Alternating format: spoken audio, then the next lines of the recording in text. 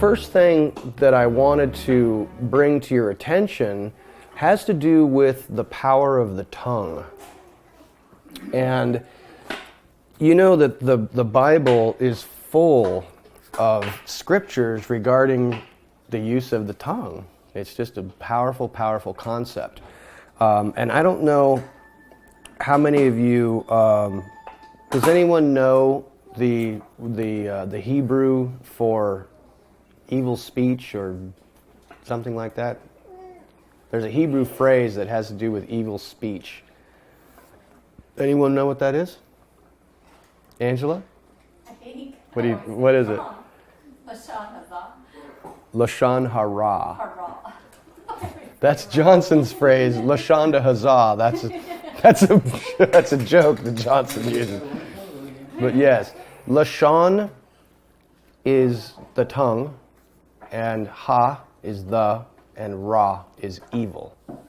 Speech, the evil. So it's kind of like Spanish, you know, the words are rearranged. So if you put it into English, it's the evil tongue. There is a book which I'm not sure if you guys have ever heard of this guy named the Chofetz Chaim. He wrote a whole bunch of books, but one of them is just a whole book about the power of evil speech. And he identifies like 31 different categories of evil speech, which are quite fascinating, that you wouldn't even consider.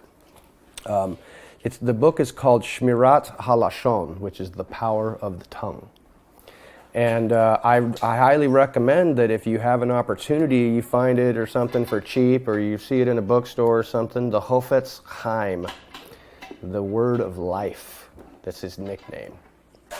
But it's a tremendous study, and I actually have the book. But the power of the tongue. And I just wanted us to have us look at a couple of brief scriptures regarding the power of the tongue, and we're going to relate it to Jacob and his wives and leaving Lavan. I think it's totally connected, and you'll see that. So in Proverbs chapter 21, or Proverbs 21:23 says, "Whoever guards his mouth and his tongue keeps himself out of trouble." That's a pretty self-explanatory one. I think that's some good wisdom. That's some good wisdom. In Ephesians chapter 4, verse 29, it says, "Let no corrupting talk come out of your mouths, but only such as is good for building up, as fits the occasion, that it may give grace to those who hear." That's a strong admonition, to let nothing come out of your mouth except what is good for edification and guidance. I mean, that's a tough standard. But I'll tell you what, I think, oh, look at her. Thank you. Would you hand me that? I was going to grab that, and I totally spaced that out to grab that. That is actually, this is kind of like a compendium, an anthology of the Chofetz Chaim. That has a lot of his different writings in it, but it has a whole bunch of the Shmirat Lashon in it. Really interesting stuff. But I was going to say, that's a really challenging standard, you know. And I will tell you that I think that Lashon hara, the evil speech, is one of the biggest challenges that we all face. And I want to just discuss it with you briefly, and then we'll kind of connect it to our readings. But looking at another one, Proverbs chapter 15, verse 28 says, "The heart of the righteous ponders how to answer, but the mouth of the wicked pours out evil things." And then one more from the book of James, chapter 1. "If anyone thinks he is religious and does not bridle his tongue, but deceives his own heart, this person's religion is worthless." That's a powerful statement as well. So not only are we advised that we should not let any unwholesome speech come out of our mouths, but that if we think we're religious and we don't have control of our tongue, our religion is worthless. That's a pretty powerful statement. I don't think they're lying, and I really don't think they're exaggerating. I think that what we have done is forgotten. I think we have really forgotten how important it is to have decent speech.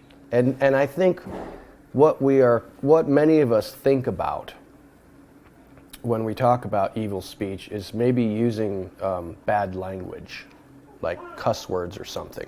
And I'll tell you my own opinion about that is that if you think that using the F word or the S word or a whole bunch of whatever, all kinds of expletives is the problem, that's not even a fraction of the problem. I think that's that type of language is inappropriate, but I don't even know that really in my book classifies as evil speech. Using inappropriate language is the least of your problems in regards to evil speech. And I think that unfortunately many of us have been raised with the tradition that speaking cuss words is what evil speech is. And that is, according to the biblical notes about that, and all of the commentators, whether it's rabbinic or Christian, don't have a lot to say about cuss words. That's not what the Bible is talking about. But many of us have kind of been raised to think that that's what it is using inappropriate talk. And I would just say that's inappropriate talk. And I think that if we use a lot of cuss words in our speech, we just need to learn some new words because our vocabulary is limited. And that shows a certain lack of education, frankly, that we just don't have the words to use when we get flustered. And so we need to expand our vocabulary if we're relying on cuss words. I think that's our issue. International adjective. Yeah, exactly. Does it depend on how you're using it? What? Your cuss words. Oh yeah, you could probably use some cuss words in a very inappropriate way that would be evil speech. Yes, but just dropping But not just saying, oh, yeah, just dropping an expletive, it's sprinkling your seasoning, as it were, your speech with expletives. That's not the definition of Lashon Hara. James defined evil speech as anything not bearing the fruit of the Spirit, or that's not even said in peace. That's a At great. the end of chapter 3. Yeah, that's a great definition, a great idea. But you can see, I think, from that kind of idea that cuss words really don't have anything to do with that, in a sense. They really don't. So, what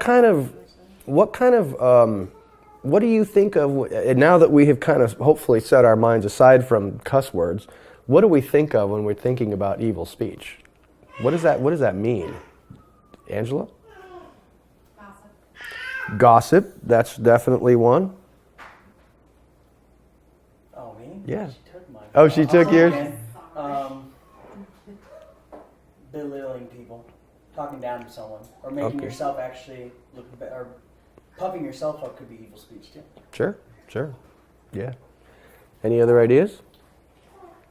It might be like speaking contrary to what God has told us that our life is in Him. That's definitely one of the categories that the Chofetz Chaim speaks about, which is not one that's readily apparent in your mind, but if you're speaking things that are contrary to the truth of God, then that would be considered evil speech in his book. And I can see that's just, to me, that would be like speech that is lacking in faith, and maybe you don't know, or maybe you do know and you're just not speaking the truth. I don't know, but that definitely would classify. Hello, Nathan. Looking fabulous. How you doing, sir? Good to see you. Come in, find a seat. There's plenty of extras. So I think it might be helpful because speech, in my mind, has two different main subdivisions, and then some other subdivisions beyond that. If you think of evil speech as there is evil speech that you speak to other people, but evil speech can also be speaking to yourself. Your own self-talk can be evil speech. If you say evil things to yourself about yourself, and you think, "Oh, I'm worthless," and blah blah blah, that's evil speech toward yourself. So, but then the other category would be evil speech that actually comes out of your mouth and you speaking to other people.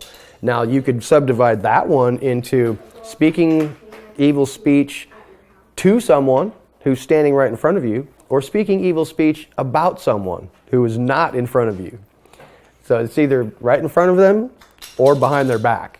And you can subdivide speaking about someone behind their back as either basically just two main categories that I'm thinking of, which is like gossip and slander.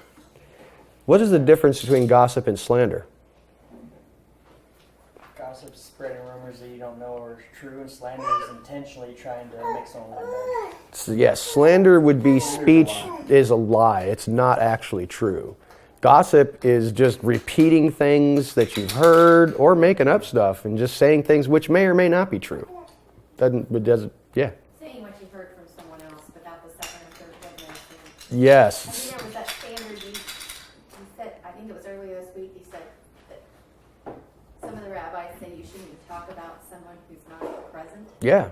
I was like, whoa. Well, that's the standard of the Chofetz Chaim. He says you should never speak about anyone if they are not present.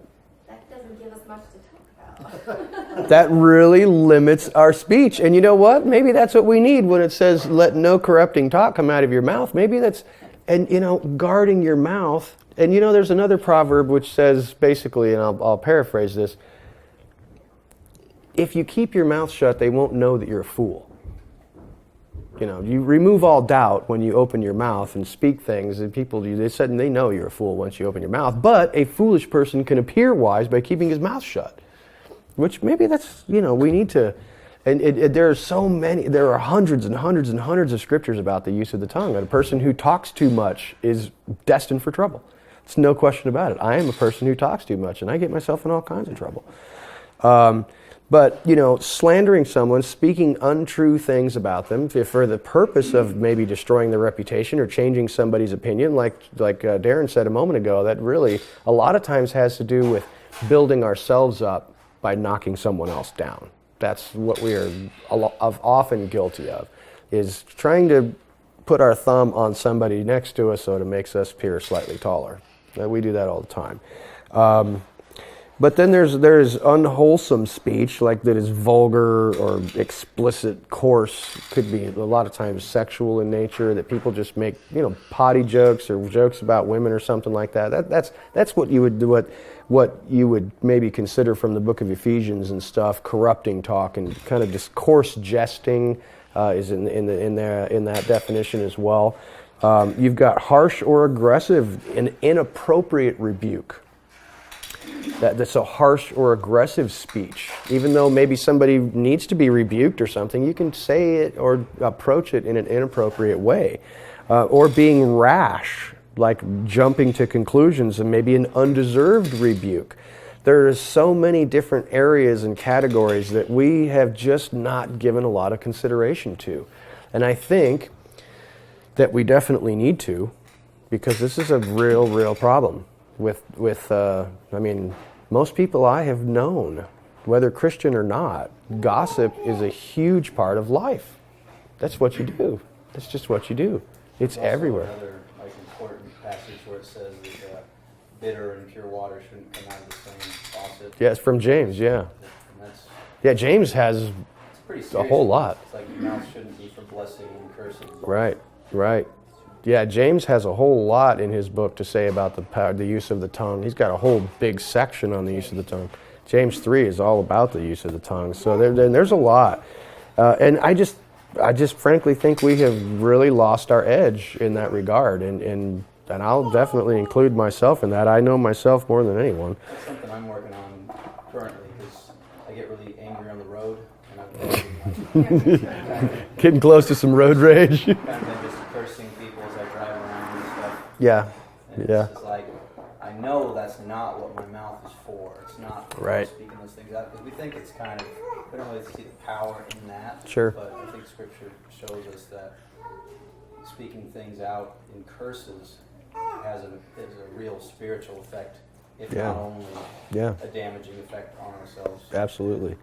One of the things that I am always challenged with is, that out there in the world, in the workforce, there's not a lot of people who are real conscientious about being effective in their work and being hard workers and diligent and honest and hardworking and kind of slacking, and not really doing what they should and shuffling off their responsibilities onto someone else.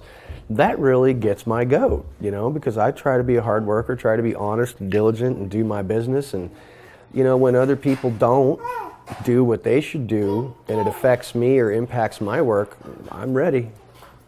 I'm ready to let them have it. And definitely not always to their face either, which is frankly, I think, even worse.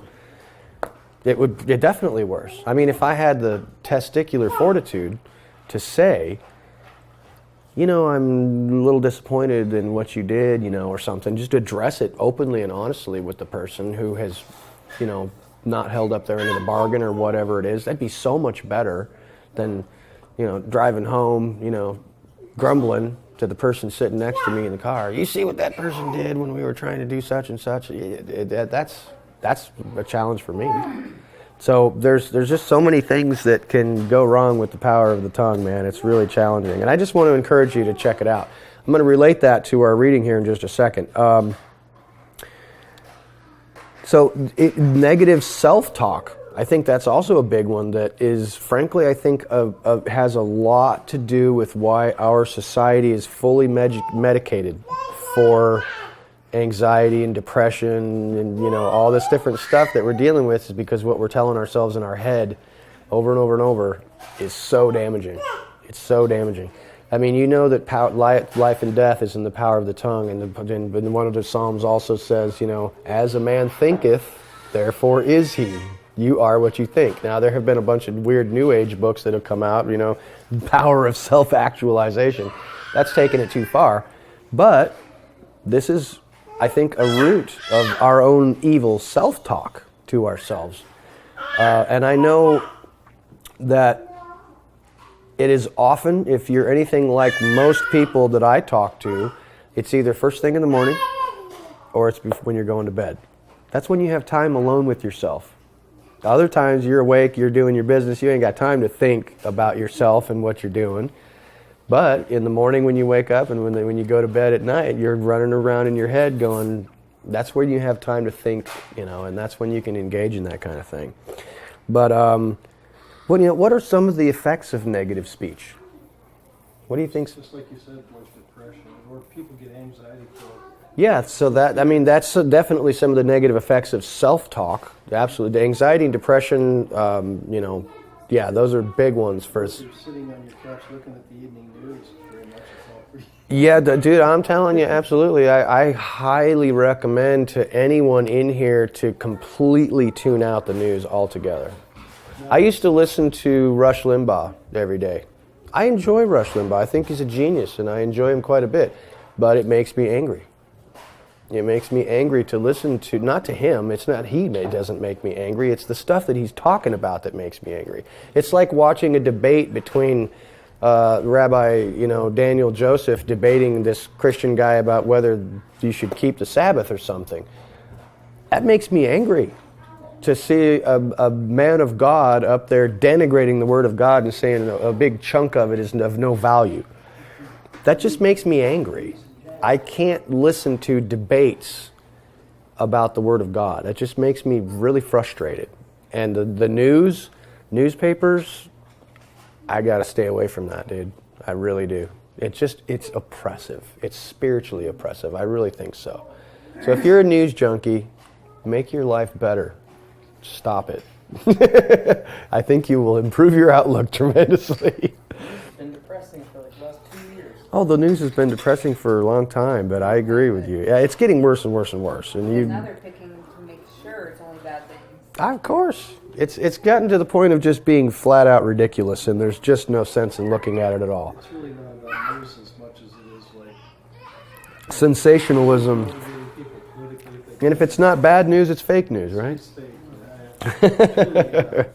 So, you know, those are some effects of negative speech on the person. Yeah, Angela?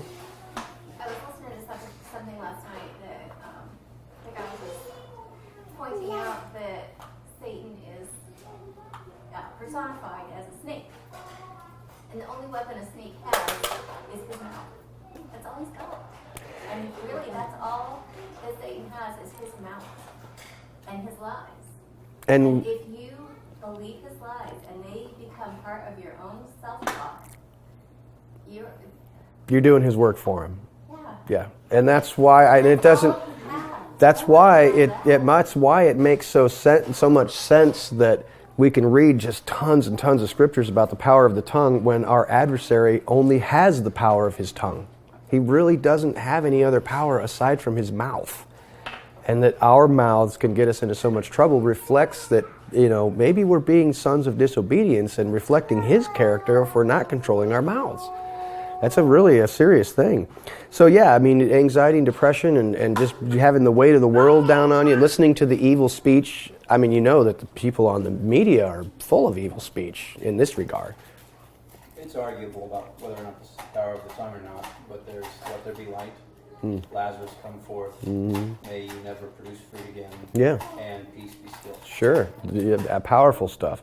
And there have been some of us who probably studied in the Torah and looked at some of the science around, the beginning of creation, that, scientists really have made some astounding discoveries that they believe somehow that this Big Bang, or however this thing came into existence, was activated by the power of sound, the vibration of molecules. We know that that's all that sound is the vibration of air molecules. And it makes so much sense to us as we're studying the scriptures saying God spoke.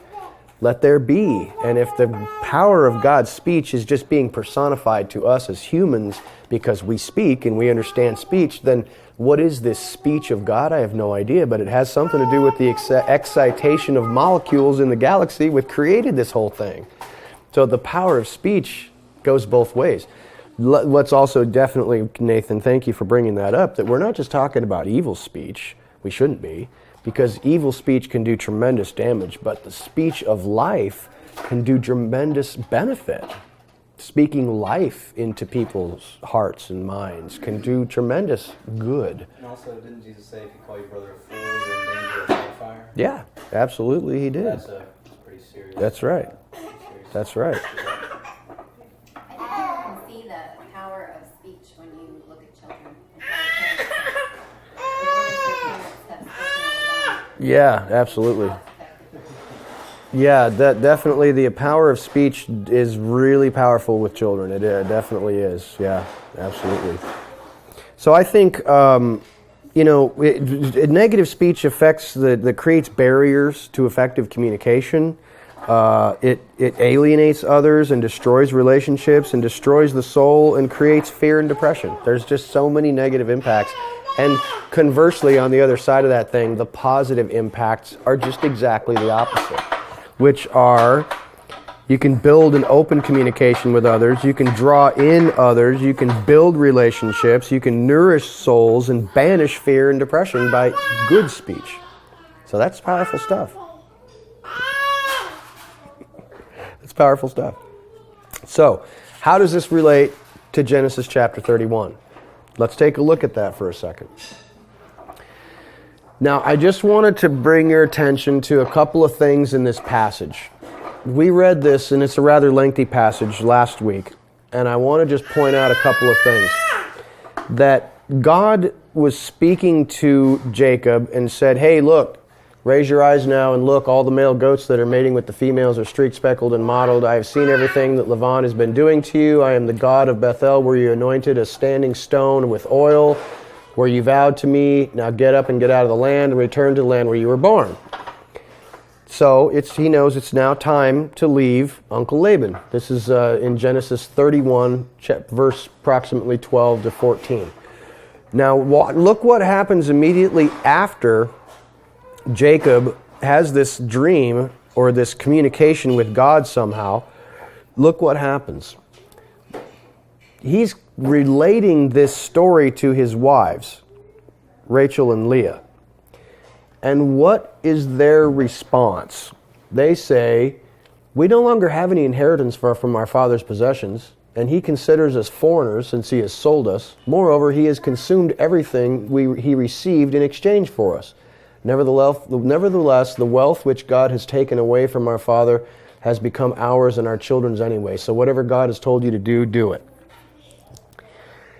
Do you realize that they are actually engaged in evil speech right there? They're talking trash about Uncle Laban. They're actually commiserating with each other. Jacob heard from God. God told him to leave. God said, I've seen what Laban is doing to you. Did Jacob need to relate that part to his wives? He could have just said, God appeared to me in a dream and he told me thus and such, and it's time to pack up and get out of here. I think that there's a case to be made that maybe Jacob should not have given the full information to his wives, because when he mentions that God told him, I've seen everything that Laban has been doing to you, that kind of opens up the floodgates for them to start talking trash. And I think they had a little commiseration session together, expressing how terrible it was that Laban had been treating them badly. And you know what? It's one thing to acknowledge we have been treated poorly by Laban. That might be okay to do. But what do? They say, we no longer have any inheritance of our father's possession. He considers us as foreigners. Is that true? Does their dad, Laban, consider them to be foreigners? No. Undoubtedly, he does not. That's how they feel. Might be extrapolating that from them being sold. That's 14 years later. That's true. That's true. So, yeah, they're feeling put upon. There's no question about that. They're not feeling especially warm towards their father, but does he literally view them as foreigners? No, undoubtedly he doesn't. And he blesses them right at the end of this section. So I don't think he views them as foreigners. And he sold us. He has consumed everything he received in exchange for us. Now, this is true. These are true statements, most of them anyway. But them sitting around and commiserating about how tough their lot is was not really required. It's not required for them to sit around and talk about Uncle Laban, because you know what happens right next is that when Laban goes to shear his sheep, Rachel stole the household idols. I think that there could be a case made that all of this trash talk, you know that when you're talking trash about somebody, it makes you feel like you need to have maybe you're pretending that you're full of righteous indignation and that this is an evil person and he's done such and such, and therefore you can feel justified in perhaps doing something like this, stealing Uncle Laban's idols. I think personally that because of this talk, where Jacob probably shouldn't have told them in explicit language, my God has seen what your dad has been doing to me. He didn't need to say that. Oh, even your God is condemning our father. Yeah, let's pile on. Let's talk some more trash about our father, about all the evil things he's done to us. That makes me feel okay because I feel like he's ripped me off and has treated me unfairly. That makes it okay for me to take his household idols. Now, why did she take the household idols? There's a whole ton of speculation about this. It could be any number of things. The book of Jasher talks about those household idols being a divining tool that Yeah. you use to tell the future. Yeah, we talked about that last week. Yeah. It's fascinating because the children of Abraham were specifically told to go to this household to select their wives, right? So if this is what they're doing, you gotta wonder what the other families and clans are up to. Yeah, that's a good point. I wanna see that guy. Yeah, absolutely. Yeah, you're absolutely right. But, why did she steal the household idols? I mean, there's all tons of speculation. Some people say she was still dabbling in some idolatry herself, as she was born and raised into it. That's possible. Others have suggested that perhaps she intended to just spite her father, take away his gods. Now, of course, the rabbis, seeing as Rachel is a holy woman, would say she was trying to steal her father's idols so that he couldn't worship them. That's not exactly, that's not what you do when you're trying to get your family out of idolatry. You destroy their idols. As the book of Jasher talks about, when Abraham did that with Terah, he destroyed his father's idols. He didn't steal them. Angela? Do you have any information on those idols and how they were used to say? I heard something. The idols it was almost like she got herself the copy of the will. I did hear a couple of commentators talking about the idea that the household idol had some legal significance, and that the possessor of the household idol would be like the executor of the will, that this gives you legal standing as the executor of the will, so that when Laban dies, whoever possesses the family idols gets to disperse his fortune. Well, it would have been a sign of authority. I imagine, I'm not certain, but it's possible this idol may have been tied to like the local principality. Sure. Like the spiritual authority of the area. Yeah, it might have also, it could have been some kind of a token or a sign of spiritual authority in the household and conveyed some type of rights to the holder. So there is that idea, that is a possibility. But I don't know. I don't think the rabbinic idea that she intended to destroy them or get them out of her father's house so that he wouldn't worship them is valid, because she is still sitting on them when he comes and chases after them. And I think that's also an interesting commentary, is that she is in an unclean state sitting on them, and everything that she comes into contact with is now unclean. It's an interesting commentary. But she wasn't. She was pregnant. No, I don't. Was she pregnant with Benjamin at that I time? thought she was pregnant with Benjamin when that happened. That is possible now that you. It took them longer than 9 months to get back. Well, I They don't. were on their way and she had him before they got there. Yeah, but they went to Shechem first. So, and that her death happened after they left Shechem and were headed down to Beersheba and Bethlehem. Well, what if it was that she did have a child, and you know what happens after you That's have a yeah, child? that's true. But Joseph had been born while in Padan Aram, and so that would have only been 60 days. Well, she just said she was unclean. That may not. She may not have been at all. Laban may have displaced his, his calendar of her. Yes. Double check. That is true. No. He took her word for it. I mean, he didn't want it. And that's, they have records of that in just about every ancient culture, is that you just don't touch a woman who is in her impurity at that time. It's not just part of the Hebrew culture. That's part of every culture, even Native American culture. Angela? Are you going to talk about the Benjamin and the... Yes, Oh, okay. in a moment. That's how it tied for me, was I thought she was pregnant with Benjamin. Yeah. Yeah, we're going to talk about that in just a sec. As far as weight is concerned, I personally put the most weight on the Jasher account for why she took it and what the purpose was. It's interesting, yeah. Is that the only story, actually? Yeah. Why? I mean, the rabbis have their theories. Yeah. But that might be the only historical record of Yeah. why. Yeah, that's Like, true. It just says it happened here, but Right. Jasher might be the only historic record of why. Right. Yeah. Though it be pseudepigraph or whatever. Right. Yeah, I don't know. That's a good question. Do you think that there's anything unusual in the way that Laban has treated his daughters? Well, he used them to acquire wealth. No, not but not well because he lost out. yeah, that's true. But I mean, is it unusual for like a man who finds a good, attractive, hardworking young man, but he doesn't have money to pay the dowry, and says, "I'll work for you in exchange for your daughter"? Is that unusual? Well, he also played a trick on Jacob. He did. Which ended up being playing a trick on his daughters too. I wonder about that. I mean, certainly, probably Rachel got tricked. Leah had to have been in on it, at least at the very end. She kind of played into that trick. She had to have. I mean, I don't know that Rachel would have been told. But is it unusual for a young man who doesn't have any means to work for a guy to get his daughter in marriage? Well, what do we have to compare it to? Are there any other stories? Nothing in the Bible. So it's like maybe it was.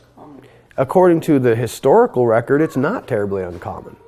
But what potentially is uncommon is that, according to the other historical records of ancient cultures that we have, especially in the Middle East, this practice was not terribly uncommon. However, it is most often that let's say that it happens that a young man does have money, like what happened with Eliezer going to get Rebecca, it gives all this wealth to the family. It is usual that part of that wealth is given to the woman who's been married, and that she takes it with her, and that it becomes her property, not her husband's, it's hers. Most especially in case she doesn't have children and the husband dies, she'll be able to take care of herself for a little while until she can find other means or get back to her father's house to be taken care of, because you know how it is for a divorced or a widowed woman in those days without a man to help. Well, they had a process in place for handling that. Yeah. Because when a woman left the house to another house, she stayed in the house that she went to, unless there was some uncleanness and they sent her back. So like, Sure. that would be like if Yeah. the husband dies and the woman didn't have a Right. child. Right. That inheritance stayed with that woman, kind of. She Yeah. would she would join her husband's brother, right, and have a child. Yeah. That would be the inheritance. Yeah. So she stays in that Yeah. household. Yeah, yeah. So yeah, if there was a kinsman redeemer type of situation, absolutely. But so in regards to this section, it's like, yes, the unusual thing here is perhaps that Laban did not give them anything.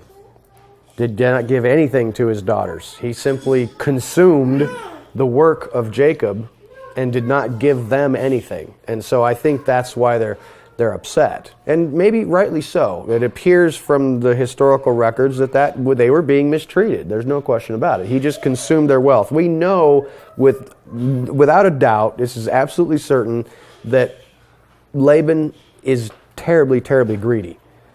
Everything about his character suggests pure greed, unadulterated greed. He is all about gaining things.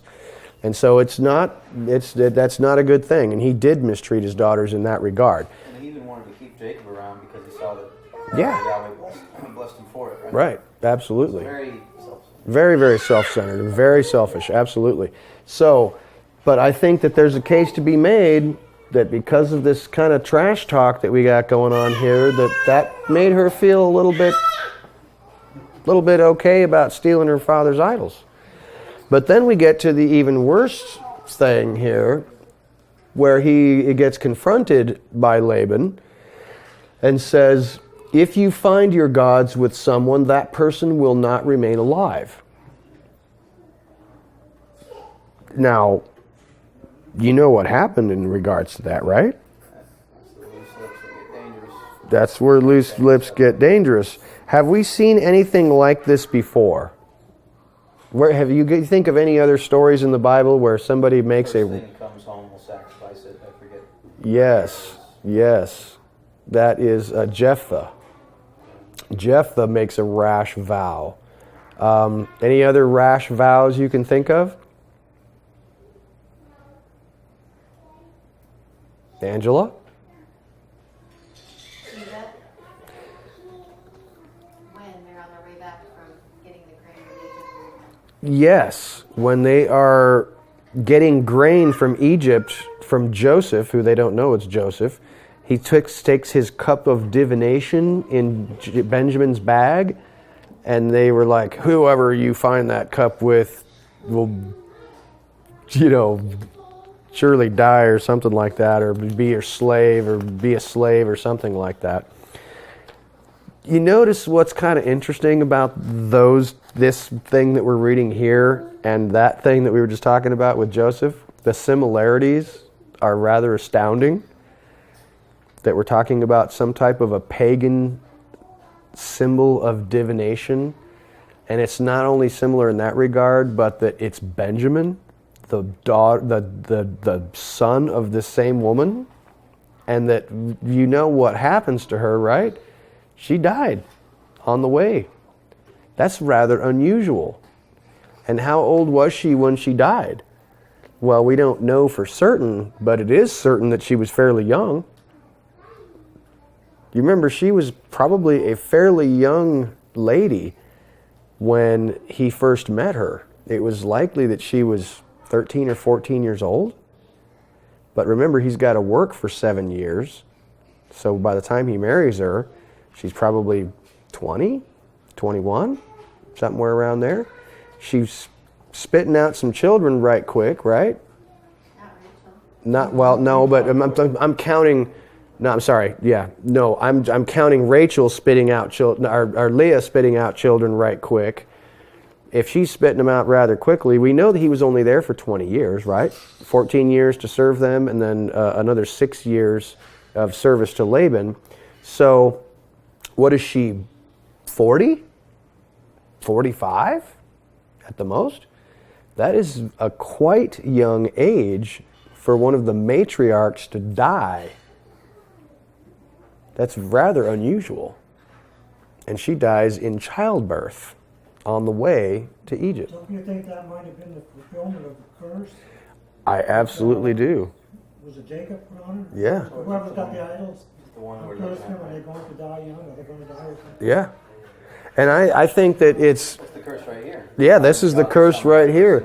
You notice that what's interesting too about the Hebrew here is it doesn't actually say shall die, because the rabbis have said if he had worded it to say whoever has it is dead, she would have died on the spot. But he said shall not live, meaning prolonged life, which actually happened. Angela? Well, she was pregnant with Benjamin. Benjamin didn't take them. And so Benjamin gets to live, and then she dies. Yeah. It's kind of interesting. It's very, very interesting in connections. Now, it gets even more interesting when you kind of combine these two stories about someone speaking a rash vow, where the 10 or 11 children of Jacob are accused of theft by the steward of Joseph's house, and they say, whoever you find that cup in anybody's bag, that person will become your slave. Then they realize that Benjamin had the cup, and they're like, why did it have to be him? Because they just told their dad, Judah just told their dad, dude, I will be a surety for this boy. If anything happens to him, you can hold me responsible forever. And it just happens to be in Benjamin's sack. Now, what's interesting is, now what's the difference in these two stories? The difference in the two stories is that did Benjamin become a servant? The curse did not stick, so to speak, if you want to put it that way. Here with Rachel, that curse was spoken and it happened. She died young. But in Benjamin's case, the curse... He didn't really do it, though. He didn't do it. That is correct. Rachel did it. That is true. Absolutely true. So the curse did not work or stick, or however you want to put that, in his case. But why didn't it? Why didn't it? I mean, certainly Joseph seemed perfectly willing to. I mean, he locked up Simeon for a while when the rest of the family left to go back to the land of Canaan, put him in jail. So why do you think, what changed that situation? I think it's because God spoke a blessing over generation upon generation with these people. Yes, that's absolutely true. As you talk about negative things that will cause damage, Mm-hmm. well, all about God's existence is speaking Yeah. life. That's a great observation. Telling us to speak life to each other and to ourselves. Yeah, The absolutely. Word of God is filled with life. Mm-hmm. Mm-hmm. To say to yourself in the face of everything evil you could think of, to say about yourself or anyone else. Yeah, You absolutely. can refute and break a curse off saying the truth. Mm-hmm. Mm-hmm. And I think that's an excellent insight. And I would say, bringing it down to a more concrete base level, the reason that Benjamin did not become a slave of the hidden Joseph is because Judah stood up for him and begged Joseph to take me. He was willing to substitute his own life for Benjamin's so that Benjamin could return to his father. Judah was willing to make himself a slave to the viceroy of Egypt in order to protect Benjamin. What does that remind you of? Yeshua. That reminds us of Yeshua.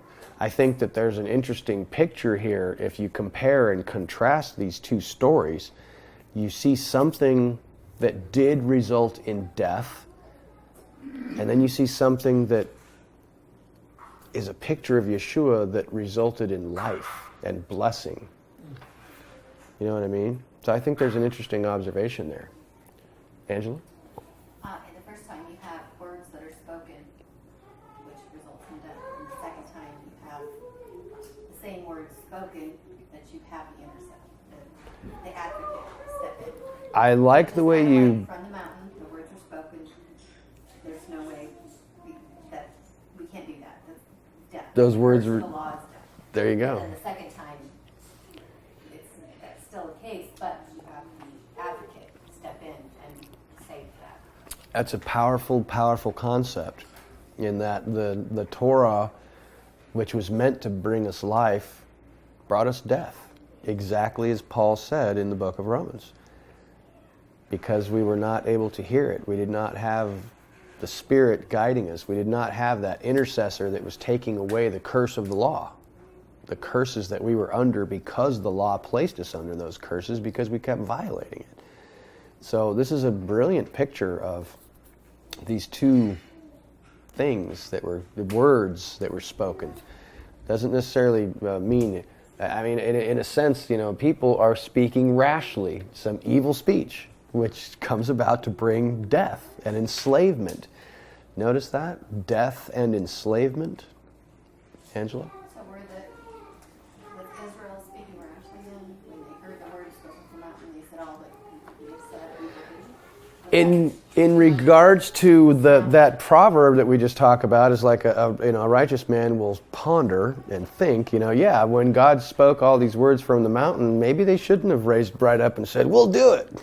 That was maybe they should have pondered that a little bit longer and said, this sounds really good. I don't know that we can do it. 40 years, that generation died. Yeah, you don't want to rashly enter into an oath they didn't do what they said they would do. And what's interesting is I was just reading this week in the book of Acts, in chapter 6, I think it is, where Ananias and Sapphira dropped dead at the feet of Peter. You remember that? And I always pondered that and thought, man, that seems really harsh. They sold a piece of property and said, man, we sold that property for $100,000. Let's give 50,000 of it to the apostles so that we can get on in the action of everybody patting each other on the back and going, aren't we loving and kind and gentle? And we'll just keep the other 50 grand, to pat our nest egg, And bam, both of them dropped dead. That always seemed rather harsh to me until I realized that was a sacred thing. That was part of an oath. That was part of a consecrated, holy thing. They were trying to steal from God. Because if they had said real clearly, we sold our property for $100,000, we want to give 50,000 of it, do you think Peter would have said, well, why aren't you giving us the whole thing? I don't think Peter would have said that. He probably would have said, thanks, that's really generous. But they tried to say, we sold this for $50,000. There you go. And the Spirit immediately told Peter, they sold that for $100,000 and they're trying to lie to God. That's tough. So maybe it wasn't because they were stealing money, but more because they were stealing glory. And that is dangerous. Stealing glory is definitely dangerous, but I think it also has to do with a consecrated item. If they're speaking with their words, we are giving this gift to God, all of it. But they're not. They're withholding what they're telling everyone else. We are giving all to God, but we're holding back some of it. That has so many spiritual implications as well. From our own perspective as worshipers of God who are saying, oh, I want to give you my all, except for this, and well, maybe not that. And I've got this dark area of my life that I really don't want you poking into, Also an interesting post-New Covenant encounter. What's that? Also an interesting post-New Covenant encounter. Supposedly in the season of grace. Yes. Dropping dead. Yeah, absolutely. It lets you know that this God is very serious. Yeah, it's about almost likened to the closeness of having Yahweh inhabiting the tabernacle and how serious that was and how it was like a dangerous part to be so close. Yeah. Then what that reminds me of is Nadav and Abihu, the sons of Aaron, who got fire went out from the altar and just wiped them out. Bam, they were dead instantly. And you know what? Everybody's always wondered why. Why did that happen? It offered strange fire. They're not even sure, what that means. Did you notice what was the instructions immediately after that happened? Most people don't notice that. I noticed it. It may or may not be connected. I just thought it was kind of interesting. The next words out of God's mouth are, make sure you're not drunk when you come into the tabernacle to do the work of God. So that's probably a big part of it. That could have been part of it. I don't know. I just thought maybe there's a connection there, since those are the next words that come out of God's mouth. Do not approach to do the holy work when you've had some imbibing going on. Lest you die. I think it's definitely connected. I think we also see a different value of human life in oaths like this. So best case scenario, one of Jacob's servants stole this thing and they were going to kill him. Yeah. Kill this thing. Sure. Probably. Yeah. They were intending that. I think that's certainly what Jacob was thinking. One of my worthless servants. With his wife, hopefully. Yeah. And so Yeah, absolutely. So, I mean, I'm assuming he's thinking, oh, one of the worthless servants we picked up in Padan Aram has stolen from Laban, and he deserves to die. And yeah, I don't think he anticipated that it was his wife. See, we shouldn't speak rash vows. So there's the power of evil speech. It's all over in that section, I think, and it just ties in really well with what we were reading. I want to, check the clock. So that's kind of what I have in relation to finishing up Genesis chapter 31. Any other comments, concerns, observations regarding Genesis 31? Okay, I'm going to move into chapter 32. But this is where it gets really crazy. Lots of powerful stuff that we're not going to be able to complete. There's so much going on here, we'll have to see what happens. But let's read this together and see what's happening here. This isn't not nearly as long as the previous one. So in Genesis 32, we have this. Early in the morning, after they had made this compact together, they put up the standing stone and said, hey, you don't cross over. He kisses his children and they go bye-bye, and they're now separating from Laban. So in the morning, Laban got up and he kissed his sons and daughters and blessed them. Then Lavan left and returned to his own place. Jacob went on his way, and the messengers of God met him. When Jacob saw them, he said, this is God's camp, and called that place Machanaim, meaning two camps. Jacob sent messengers ahead of him to Esau his brother toward the land of Seir, the country of Edom, with these instructions. Here is what you are to say to my lord Esau. Your servant Jacob says, I have been living with Lavan and have stayed until now. I have cattle, donkeys, and flocks, and male and female servants.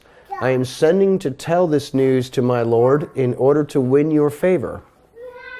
The messengers returned to Jacob, saying, we went to your brother Esau, and he is coming to meet you. With him are 400 men. Jacob became greatly afraid and distressed. He divided the people, flocks, cattle, and camels with him into two camps, saying, if Esau comes to the one camp and attacks it, at least the camp that is left will escape. Then Jacob said, God of my father Abraham and God of my father Yitzhak, Yehovah, who told me, return to your country and your kinsmen, and I will do you good. I'm not worthy of all the love and faithfulness you have shown to your servant, since I crossed this Jordan with only my staff. But now I have become two camps. Please rescue me from my brother Esau. I'm afraid of him, afraid he'll come and attack me without regard for mothers or children. And you said, I will certainly do you good and make your descendants as numerous as the grains of the sand by the sea, which are so many that they can't be counted. He stayed there that night. Then he chose from among his possessions the following as a present for Esau his brother: 200 female goats and 20 males, 200 female sheep and 20 males, 30 milk camels and their colts, 40 cows and 10 bulls, 20 female donkeys and 10 colts. He turned them over to his servants, every drove by itself, and said to his servants, cross over in front of me and keep a space between each drove and the next one. He instructed the servant in the front, when Esau my brother meets you and asks you, whose servants are you, where are you going, and whose animals are these, then you are to say, they belong to your servant Jacob, and they are a present he has sent to my lord Esau, and Jacob himself is just behind us. He also instructed the second servant and the third, and all that followed the droves, when you encounter Esau, you are to speak to him in the same way, and you are to add, and there, just behind us, is your servant Jacob. For he said, I will appease him first with the present that goes ahead of me. Then, after that, I will see him myself, and maybe he will be friendly towards me. So, the present crossed over ahead of him, and he himself stayed that night in the camp. He got up that night, took his 2 wives, his 2 slave girls, and his 11 children, and forded the Jabbok River. He took them and sent them across the stream, then sent his possessions across, and Jacob was left alone. Then some man wrestled with him until daybreak. When he saw that he did not defeat Jacob, he struck Jacob's hip socket, so that his hip was dislocated while wrestling with him. The man said, Let me go, because it's daybreak. But Jacob replied, I won't let you go unless you bless me. The man asked, What is your name? And he answered, Jacob.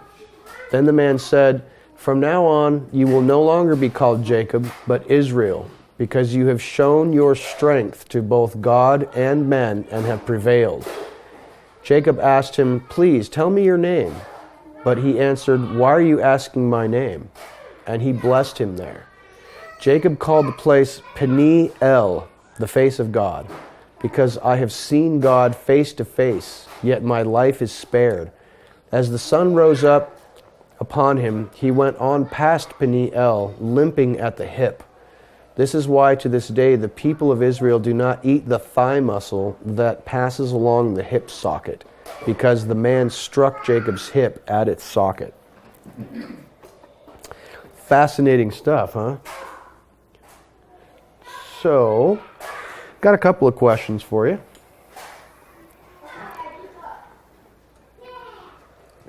I imagine you have questions yourself.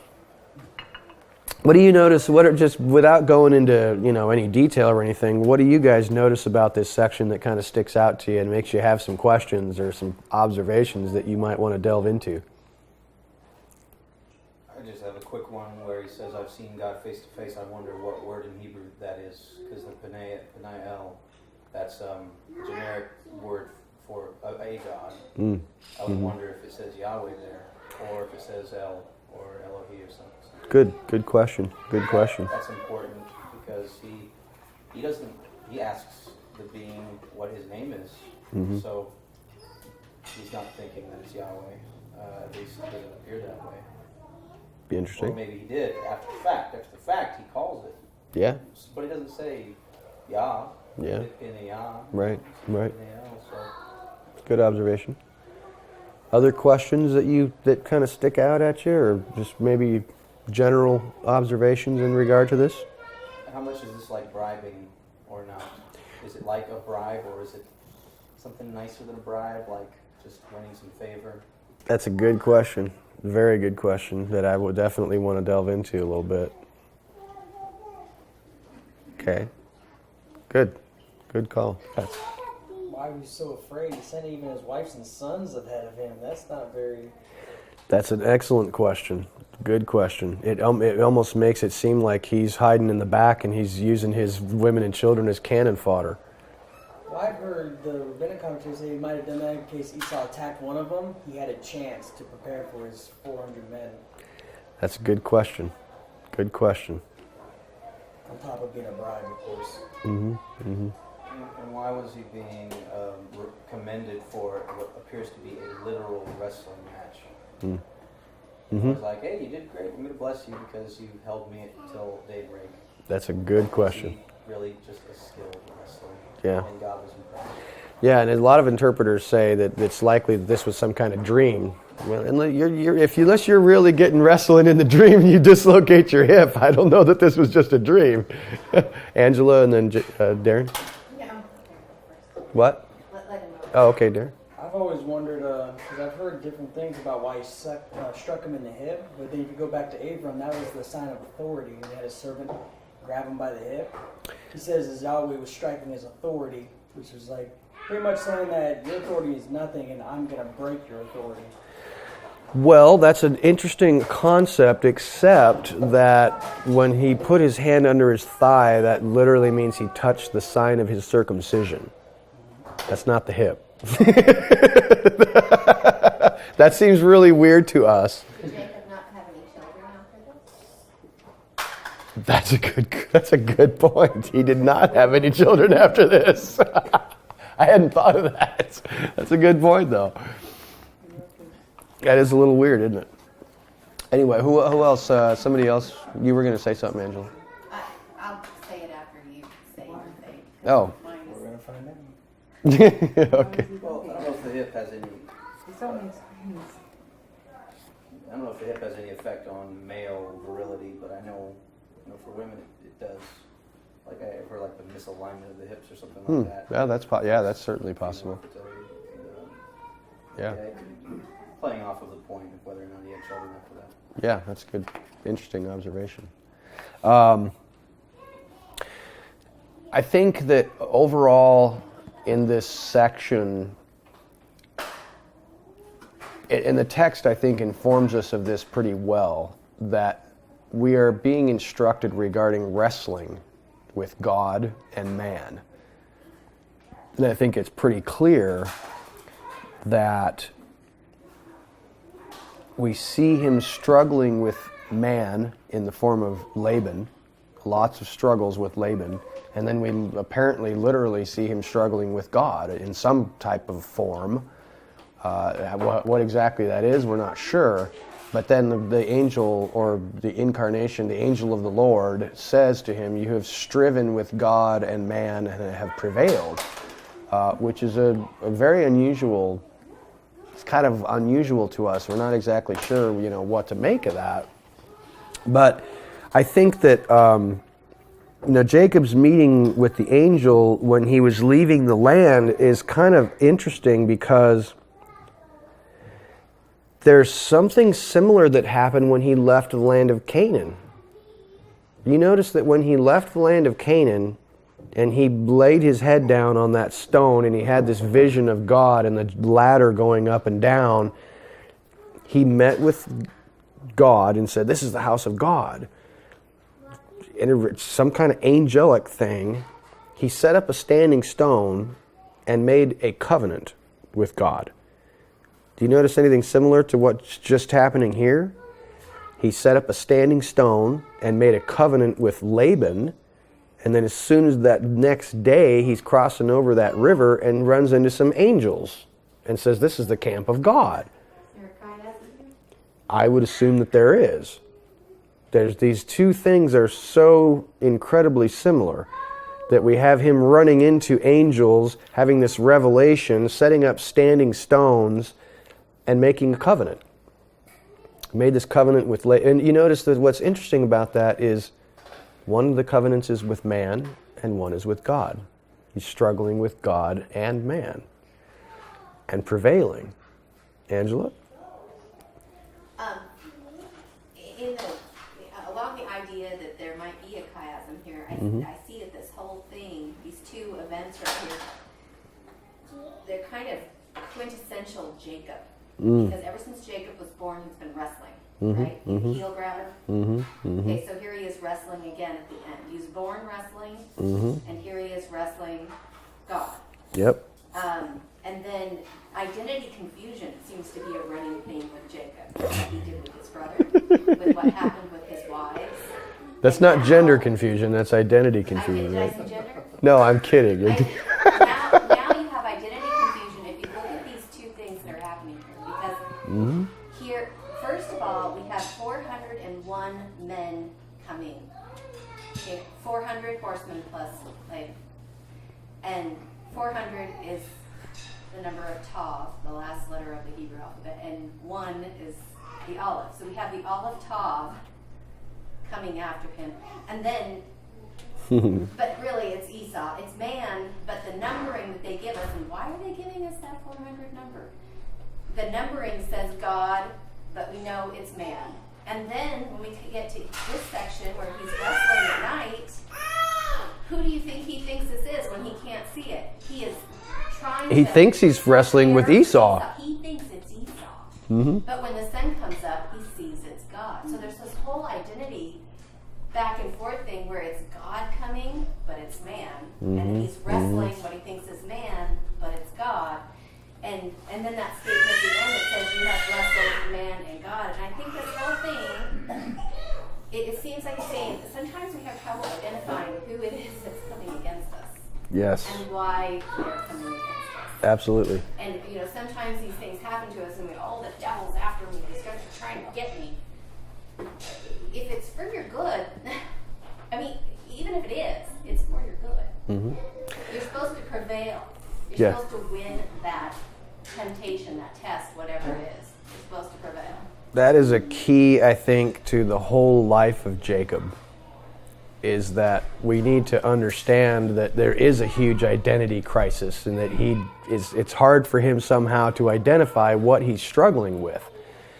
He thinks he's struggling against his brother, and in his mind, he is.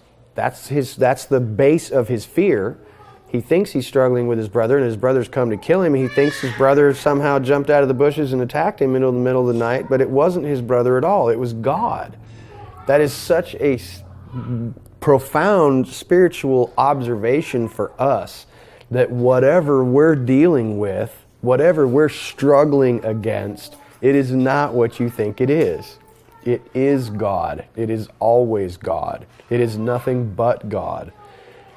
God puts these things in front of you so that you will struggle, so that you will grow, so that you will mature, so that He can test your faith to see if you're going to walk in His ways. He's always testing you, but not for the same purpose that your adversary tests you. Your adversary tests you so that you'll fail. God tests you so that you'll succeed. There's a big difference.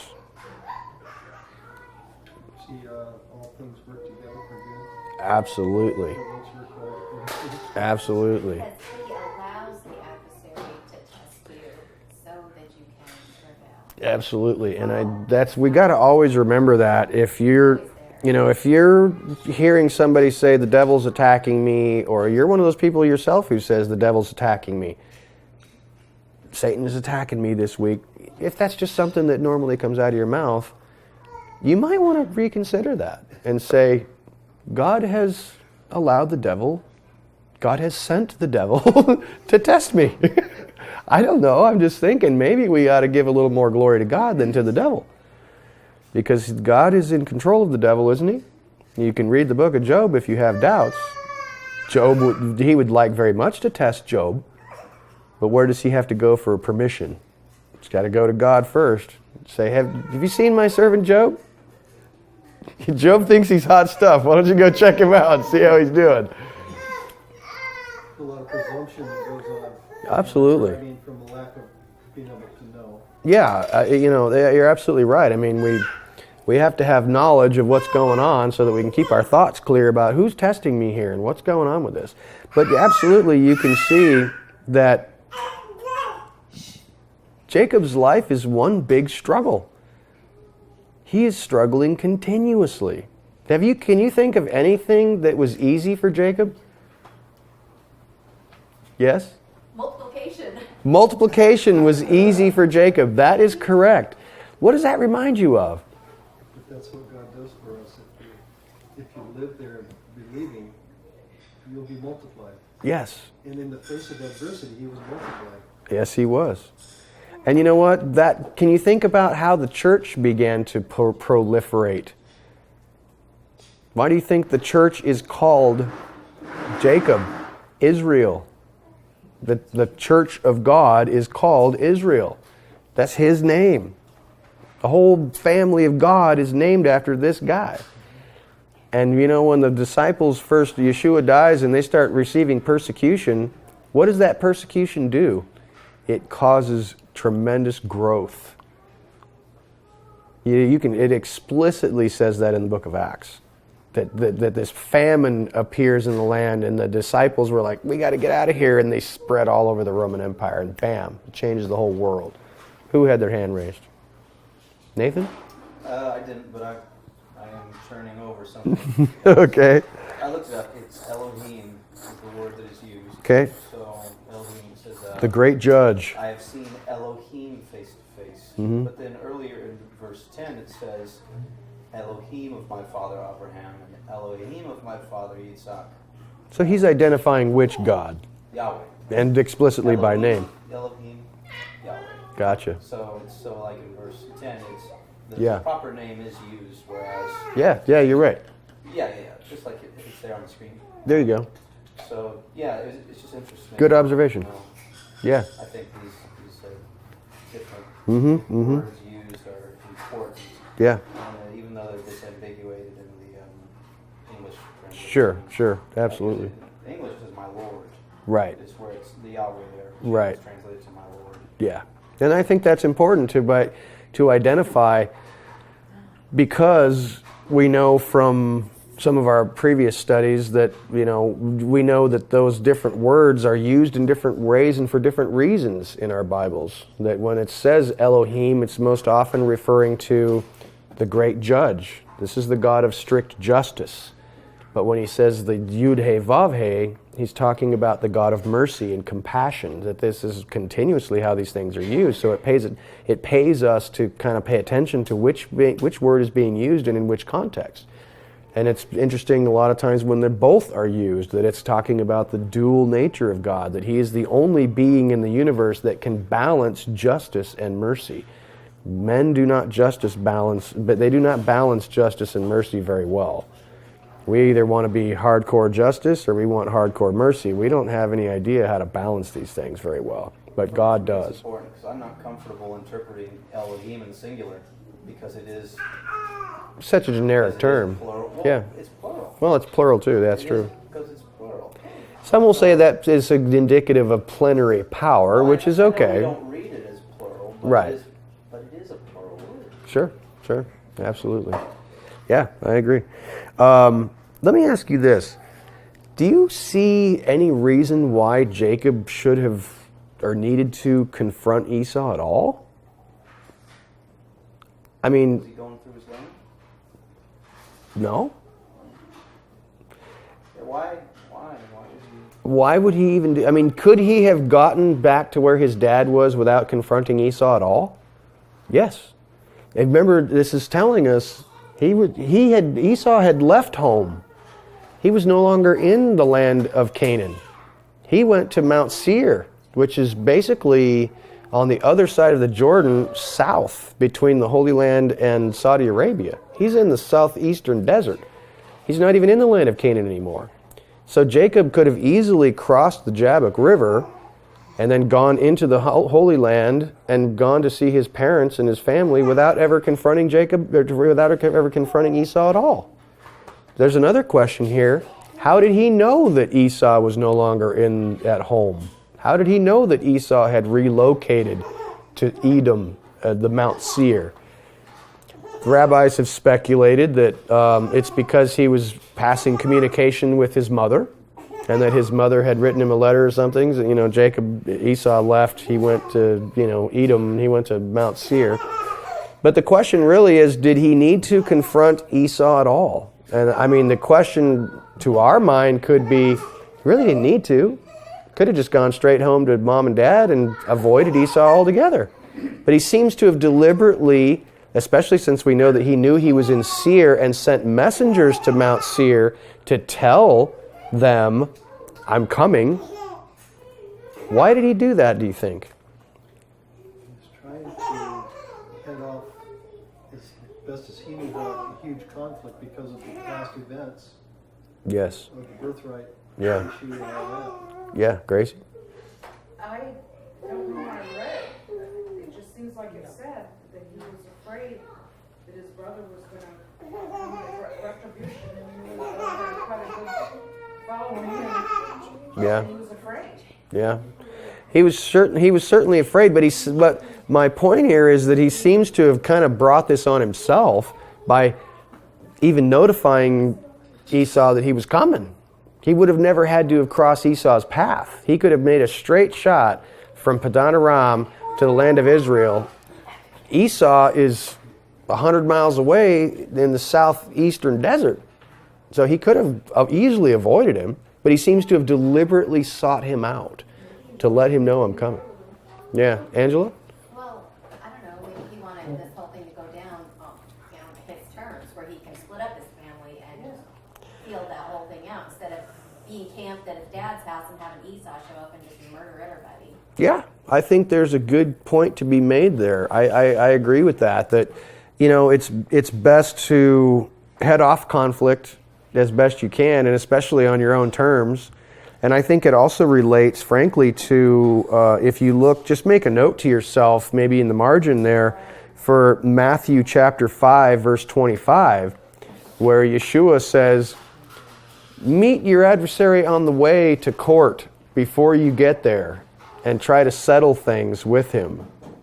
I think that that's good wisdom, that it pays to get on that and get that conflict resolved. Well, there was a long-standing issue, and it was in his conscience. Right. And he wanted to deal with it. Because his whole family Yes. and everybody's coming into the land, he's there somewhere. Absolutely. And do we want to deal with him today? Right. Or do we want to deal with him 10 years from now? Exactly. You know, Looking over your shoulder, living in more fear. what kind of a life are you going to have if you're looking in the rearview mirror? Yeah. You're going to drive off the road. Yeah, absolutely. You don't want to be looking in your rearview mirror, looking over your shoulder for a long time, thinking Esau's coming. And I think you're absolutely right. What you said also is that his conscience is bothering him. And I think that when we get just a little bit deeper into this, you'll see clear, unequivocal evidence that his conscience is very much bothering him, and that he is deliberately on a path to straighten this out. He really does feel the compulsion to straighten out this situation. It's enough time has passed. More time passing is not going to help the issue. 20 years have gone by. So it's not, and there is some wisdom in if you've wronged a brother or there's conflict between brothers. Sometimes there is some wisdom in letting the situation cool off and letting a little bit of time pass. There is some wisdom in that. However, 20 years have passed in this situation. We don't need more time to pass. We need to get resolution. And so I think that there's some good wisdom there. And reading in the Messiah talking about, go to meet your brother on the way to get this situation resolved right away. It's an excellent insight. Notice the message that he sends to him. Now, if you're going to resolve this conflict with your brother that he wanted to kill you 20 years ago, are you going to tell him, hey, I'm coming to town. I've been living with Uncle Laban and have been staying there until now. I got tons of stuff. And I'm sending this news to you so that I'll win your favor. How does that message win his favor? But he didn't offer him anything here. He just says, hey, I've been with Uncle Laban for a while. I'm coming back and I got a ton of stuff. See his perception of what he thought was going on? I need to deal with it like this. He really didn't know. His brother really didn't have that attitude so much anymore. I think that's right. It's interesting that this is the message that he sends. I'm like, that doesn't seem like a very conciliatory message. I'm coming and I'm rich. I'm coming and I'm rich. That doesn't seem... I'll pay you back, yeah, because he had to... Maybe he's hinting, I can pay you back. But it seems like Esau, during that 20 years, was building up his portfolio too. Yes. I mean, if he's got 400 dudes coming with him, it takes a pretty powerful individual to have 400 dudes with He him. may have been like Abraham, or as rich as Abraham, who knows? There's a lot of speculation that is speculated about Esau that he did become incredibly powerful on his own. Yeah, he was blessed by his father. He was. I think that he did have a good amount of blessing. And I think what's interesting is you'll see how this kind of plays out when you look at Jacob's intention with what we would consider appeasement, or buying off his brother with all this stuff. I think you'll see that may not have been at all what was going on there. I'm going to have to stop here because it's getting a little bit late, and it's been a great discussion. But we've got the meat, the most amazing and really important stuff we haven't even really touched on. But next week, we're going to get into that. Any comments, quick questions or anything? Just kind of wrap this up. We'll get into it next week and hit it hard. All right, awesome. Let's pray.